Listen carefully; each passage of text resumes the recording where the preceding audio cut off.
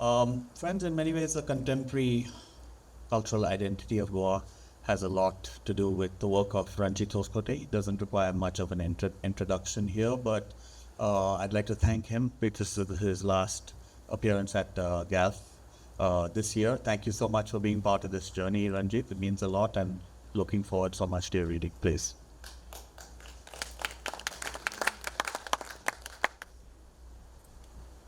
Sure. Thank you so much, Vivek. It's really marvelous to be back here, actually. And thank you all for being here this evening. Where was it today that this business of the Bombay poets came up? Was that in the discussion with Robin? Airship growers. Yeah, so because the sea and rivers recur in my poetry, people assume that has something to do with Bombay. But what a lot of people probably don't realize is that although I was born there, I spent the early and the happiest years of my childhood here in Goa. So it is this coast and these rivers that find avatars in my poetry. I'm going to start with a poem called Miramar, which is dedicated to you, because you will. Miramar. It goes like this. Watch that shape as it stretches itself into moon, cloud, tunnel between worlds, trail of ash blue leaves.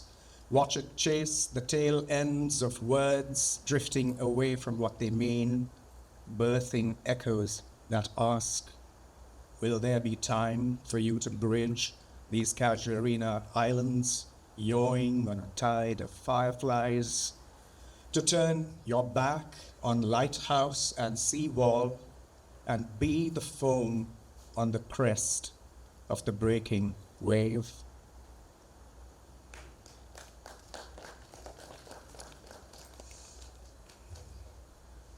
Can't ignore the profound presence of the sea here, so I'm going to read this one called Retreat. This floor is wet with the sea's retreat. A draggled wing drapes its shadow on the bell tower. Admiral, your telescope, hold fast, the storm could have knuckled you to the floor. Voices wash through the sailor's sleep. He scoops darkness from darkness.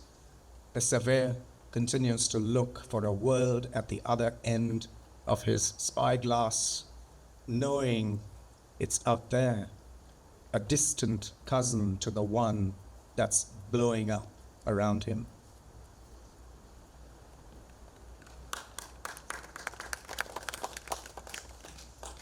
This one's called Witness.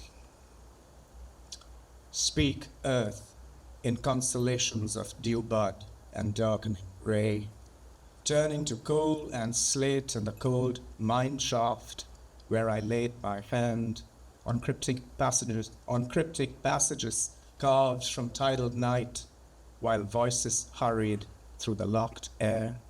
Men with sharpened arrows, look for him. I've found the seedbed, earth. I wait for you to say, it's time. Let me tell you why you're here. And this is a companion piece to that. It's called Rock. It also comes from a childhood experience of standing at a precipice, possibly a modest precipice, but it seemed rather severe at the time. Here, in these parts. Rock. Now call it rock, this edge between your feet and blue, on a scarp thrust up from the seabed, Uma Grande Onda, the nearest house a mile away, the nearest voices traveling overhead through cables, tossed from pylon to pylon. Jump, and you'll be one with all there is to know, the missing piece of the puzzle, joining the unknown. It's lava, magnet hard, still casting a field through moss and bramble. The rock holds you in place.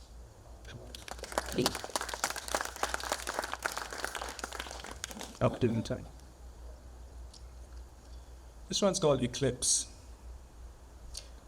I suppose I chose things that had profound memories of here. In this case, that incredible laterite, the presence of laterite in walls and soil on your clothes, white shirts like this. Eclipse. You waited all night for the eclipse. A panther loped down to the lake and swallowed the moon. Another night you thought the wind had called for truce.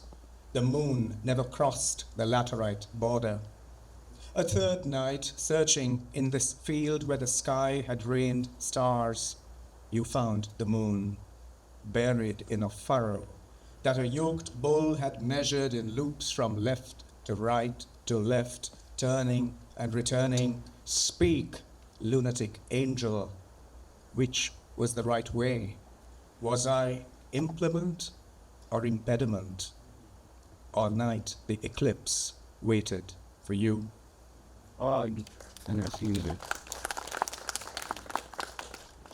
Maybe I'll read a couple of poems that then shift to the question of what may be said, what may not be said, and what is ranged against saying altogether. This poem's called Redacted. This poem was not found in his manuscripts, not secreted in the labyrinth of his conversations, not slipped into the transcripts of his published interviews, not heard on the bootleg recordings of his lectures, not tucked into the dossier of photographs in his archive, not located on the hard drives he left behind, not sorted among his Xeroxes and index cards, not dispersed among the notes of his entourage, chased by prosecutors fanning their collars, flashing across banners, wayward as the wind, nothing conclusive, you understand. This poem may never be found.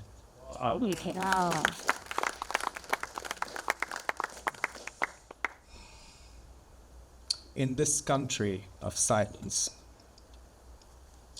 In this country of silence, soldiers are burning newspapers.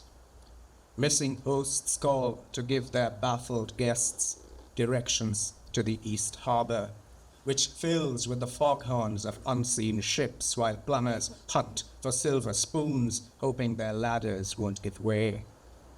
In this country of cunning, patrons looking for doors in the wind find that bats read floor plans better than architects. Darby, try not to take that personally. Find that bats read floor plans better than architects. What can I say about this magic show when across the shriveling hours I see the shops in the market bringing down their shutters and the clouds apologize as the sandstorm rises in this country of exile? Charred wisps of newspapers float across the river. No drumbeat follows, no plucked string shivers. In their wake, the sun is a searchlight. The jars in every stall brim with strawberry juice, and this tongue's gone dry, waiting for refugee songs to return. Oh, wow. Two last poems. Anthem. So much light, against which a madman escaping the catacombs stalks butterflies with a caltrop in his hands. He's just composed in stanzas put down during lucid intervals. Our anthem, a song of peace in the mouths of soldiers. And this last poem is called Lesson. It's for a young colleague, a poet and a scholar called Asya Zabur, who lives between Barmul in the Valley of Kashmir and Ithaca, Cornell. I suppose you'll get the reference. Lesson. The professor warned us not to say a word. He turned to the blackboard and drew a line through our country with his screeching chalk, wrote two names to identify its broken parts. From today, he said, you can forget your flag. Leave your spoken language at home. The wind rattled the classroom windows. He'd forgotten to chain it to the bent willow. The boatman on the lake outside was singing. The professor made a note to abolish him. We won't be needing these walnut screens, he said. I'd like all of you to be completely transparent. When he clapped his hands and blew on them, clouds of chalk dust settled on our desks, burying them for years in snow. Yeah, beautiful. Sensational. So, What a magical evening is unfolding. In a way, this continues the conversation that we had earlier at the festival, where Ranjit was speaking to Robin Dangom about his work in in uh, in his literary life. It was a marvelous session. I'm very pleased to move now to Robin. It means a lot that he came for this festival. It means a lot to at this time. His presence here. He's had a very busy day because he's been on stage 3 times. But this is the last, I promise, Robert.